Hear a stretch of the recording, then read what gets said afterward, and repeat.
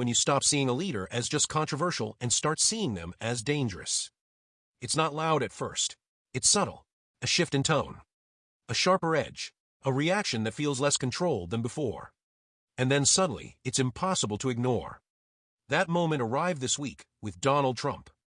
Not because of one tweet, not because of one angry speech, but because his behavior crossed from political theater into something far more serious. We've all seen Trump insult opponents, attack the media, and turn every criticism into a fight. But this time felt different. This wasn't confidence. This wasn't strategy. This looked like a man who feels cornered. And when powerful people feel trapped, that's when the real danger begins. What triggered it wasn't Democrats. It wasn't the press. It wasn't even a policy fight. It came from inside his own circle. Members of his own party, people who built their careers defending him, did something simple and normal. They asked questions. During a routine budget hearing, they pushed for answers. They did what oversight is supposed to do in a democracy. But Trump didn't hear oversight. He heard betrayal. Instead of responding with facts or explanations, he exploded. Publicly, aggressively. He took to social media and went after his own party members by name, accusing them of disloyalty and weakness. And that's when the warning lights really started flashing. Because strong leaders can handle scrutiny. Secure leaders don't turn questions into wars. When a leader treats accountability as a personal attack, it reveals something deeper: fear. And that fear quickly turned into escalation. Trump didn't just insult these lawmakers. He encouraged his followers to target them.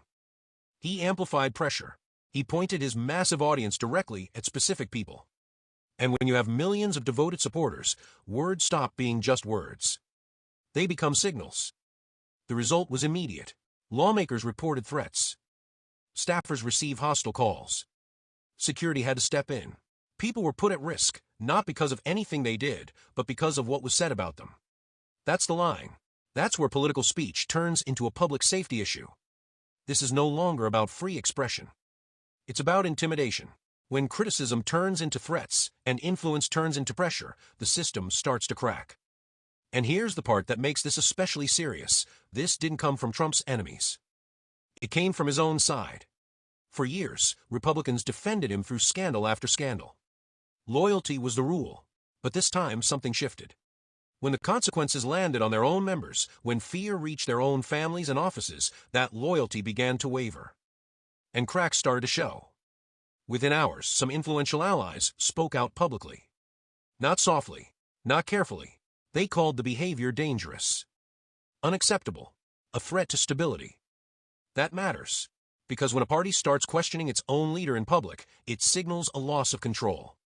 And once fear replaces loyalty, movements start to fracture. At the same time, the legal stakes are rising fast. Every post, every threat, every escalation is being documented. The law doesn't respond to outrage. It responds to evidence. And Trump is generating evidence in real time. Legal experts aren't debating politics anymore. They're asking serious questions about intimidation, incitement, and abuse of power. This is where Trump's usual strategy fails. Chaos has always been his shield. Confusion distracts people. Outrage exhausts them. But now chaos isn't protecting him. It's exposing him. Each outburst reinforces the same narrative: instability, desperation, loss of control. And supporters see that too. Even the most loyal followers have limits.